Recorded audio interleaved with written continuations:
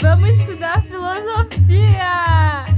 Vamos começar com Platão. A gente tem que saber que ele era um cara dualista. O que é isso? Ele acreditava em dois mundos. O mundo das ideias, onde existia perfeição, onde tudo foi criado, tudo originado.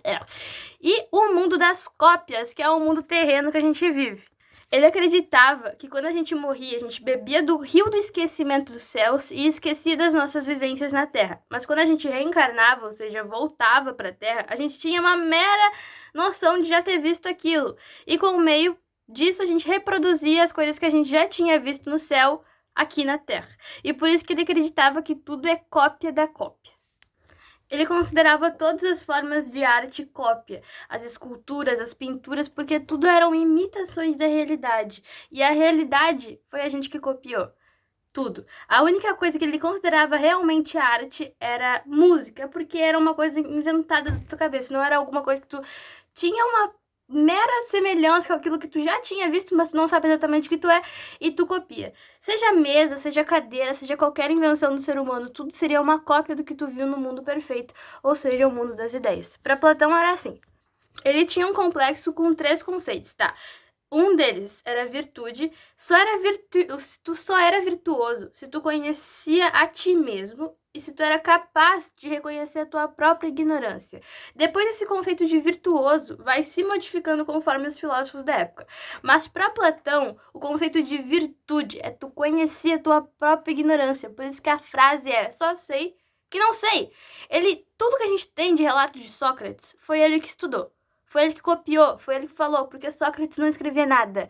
Sócrates simplesmente ia para os centros da Grécia falar, e Platão, muito informado, muito empolgado, muito duvidoso com aquilo, ele decidiu anotar tudo que o Sócrates falava e se tornou um dos principais, se não o principal discípulo de Sócrates.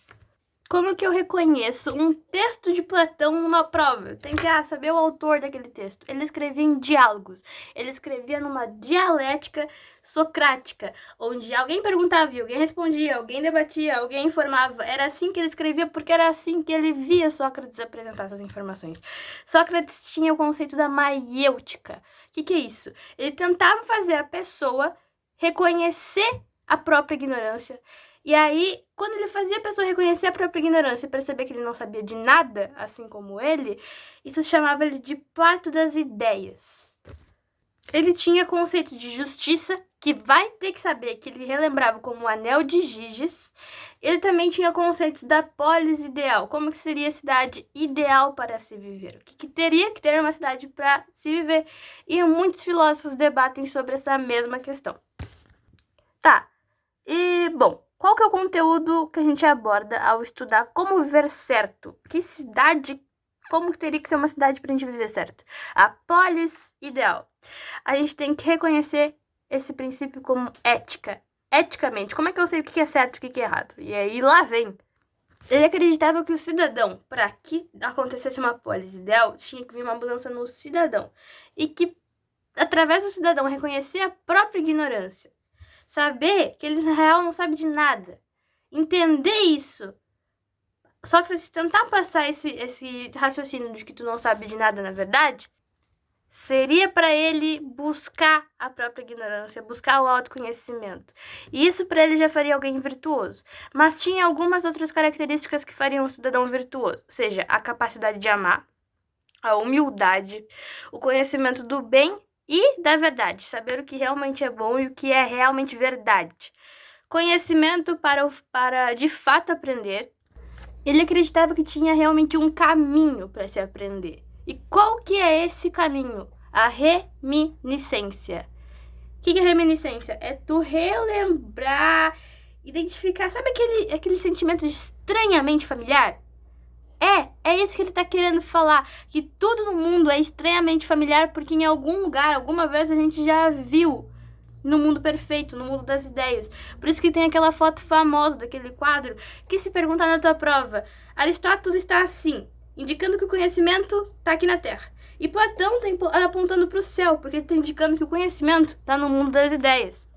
Então Platão só vai acreditar que só existe conhecimento através da reminiscência, que é através da lembrança de tu relembrar o que tu já viu. isso através do teu conhecimento de verdadeiro. Tu saber entender isso e acreditar nisso é um passo fundamental para te ser um bom cidadão e formar a polis ideal. Ele acreditava que pessoa virtuosa também era aquela que controlava seus instintos e apetites, que conseguia meio que equilibrar os pecados que tu poderia cometer. Aquela pessoa que tivesse muita ponderação nos seus atos.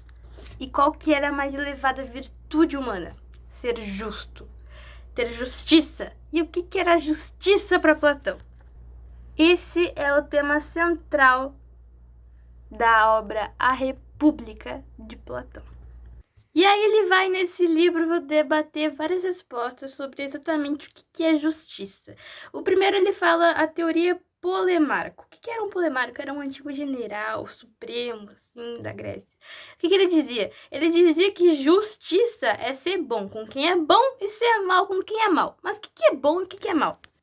Isso que eu tô falando são as ideias de vários filósofos que tentam entender o que é a justiça, tá? A primeira ideia é do filósofo chamado Polemarco. Ele era um antigo general do exército lá.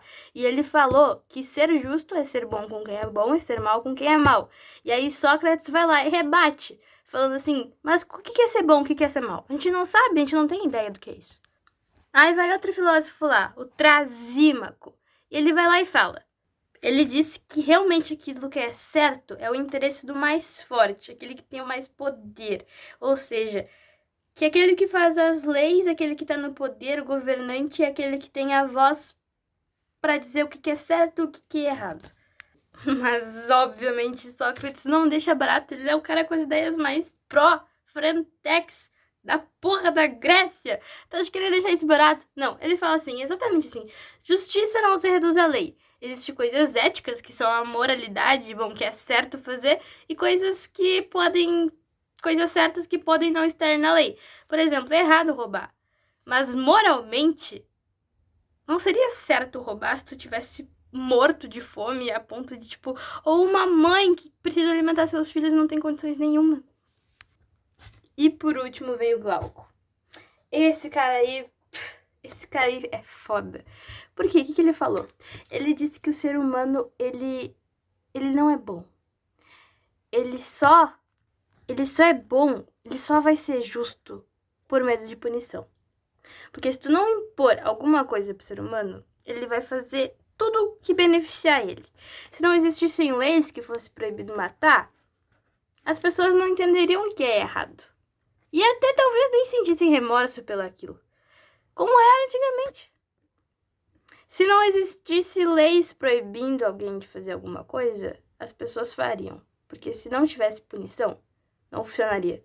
Por que tu acha que a igreja impôs os 7 pecados capitais? Porque se não existissem, as pessoas realmente fariam. Só que cada um com seus conceitos do que é errado e o que não é. É isso que ele chamava de anel de Giges. E aí ele realmente falou, honestidade é medida quando alguém está vendo. Os homens só não são honestos, só não são injustos por medo de punição. Optamos pela injustiça se ela nos traz benefícios. E é verdade. Essa é a história do anel de Giges. Que o ser humano só busca a justiça por medo de punição.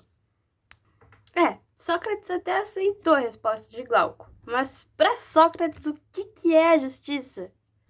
Decora essa frase. Sócrates acreditava que a justiça é a disposição da alma que guia o ser humano ao bem, à sabedoria e à felicidade.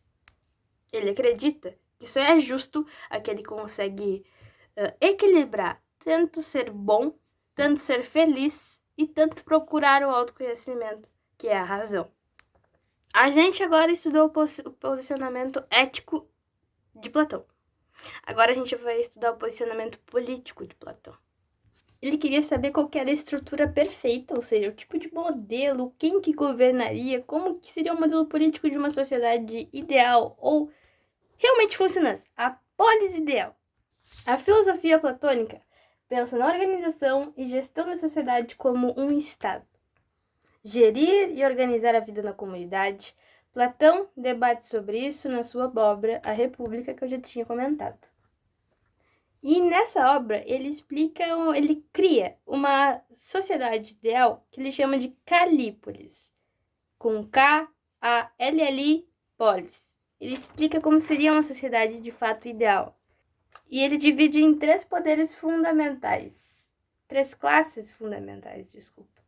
Ele decide dividir essa polis ideal em três classes para que houvessem funções específicas e como funcionariam elas se correlacionando dentro de uma sociedade. A primeira delas, a economia. Porque todos têm classes sociais e tudo que faz uma cidade rodar é economia de fato. Porque essa seria a classe econômica. Ela produz e comercializa a riqueza.